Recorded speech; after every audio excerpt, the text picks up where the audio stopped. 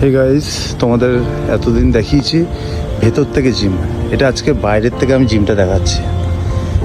একবার খালি দেখো জিমটা, এরকম জিম আমাকে কমেন্টে জানাবে যে ইন্ডিয়াতে কোথায় আছে এরকম জিম।